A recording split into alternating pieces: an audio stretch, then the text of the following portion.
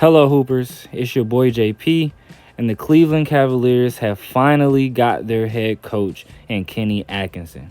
In this 5-minute video, I'm going to break down who he is and why he's a great fit for the Cavaliers. Let's get it.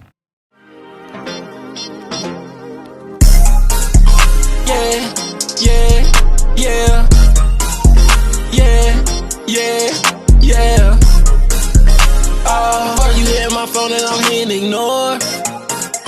Yeah, you hit my phone and I'm hitting ignore. Yeah, you hit my phone and I'm hitting ignore. Yeah, you hit my phone and I'm hitting ignore.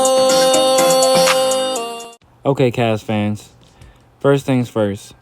We know the season did not end the way we as Cavs fans might have wanted it to, especially with DonovanMitchell not playing the last couple games and Jared Allen's injury. But there still was some positives to take from last year, especially when it comes to Evan Mobley and his development. And we'll get a little bit more into that later. Now, one thing we did expect was for J.B. Bickerstaff to get fired, and he definitely did, leaving the Cavs head coaching vacancy open, and the Cavs signed Kenny Atkinson. And so, first things first, about Kenny Atkinson, do y'all remember that Brooklyn team with D'Angelo Russell that won?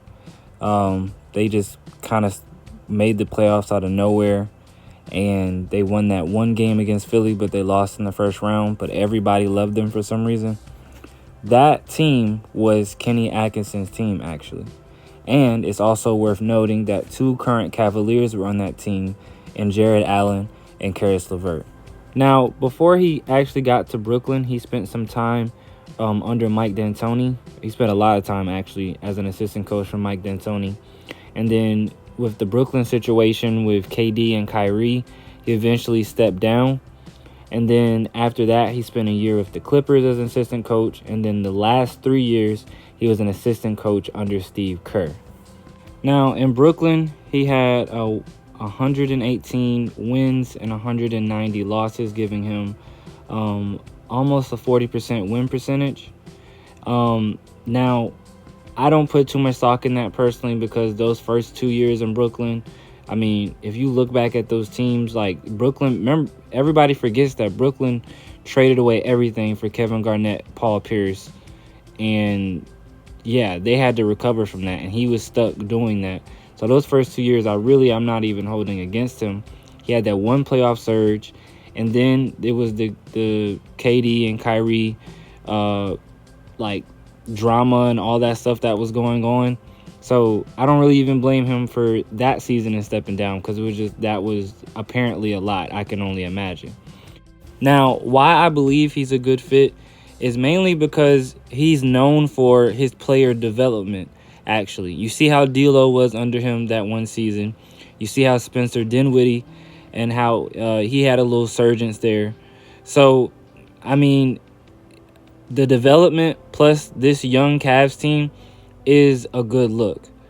Also, I think that's important because even if DonovanMitchell does leave, we now have a coach that is that specializes in development. So with that and Evan Mobley, that's still a good fit. Also, the draft is coming up soon, so who knows who we get. That player will benefit from having a player development coach as well. In fact, it was already reported on that the Cavs front office were excited to pair him with Evan Mobley. Personally, I also think Isaac Okoro could benefit from having this type of coach as well. I mean, his defense is already top notch, and he showed some growth in the playoff series against Boston in the first couple games. He's shown some growth, so I think he can benefit as well, and I believe that's something that's often being overlooked. Now, he may not even be on the team. Who knows what the roster is going to look like going into the start of the season, but if he is, I think he'll benefit. Now, as far as the type of offense that Kenny Atkinson runs, I do believe that it's a heavy pick and roll type offense, but who knows what elements he's going to bring from the Steve Kerr Warriors and how their offense ran. Overall, Cavs fans, I truly believe this is a win for us as a team and as an organization. I believe we have gotten a step better. Now, please let me know in the comments what you think about this move. If you wouldn't have done it, what coach would you have picked instead? With that being said, y'all be easy.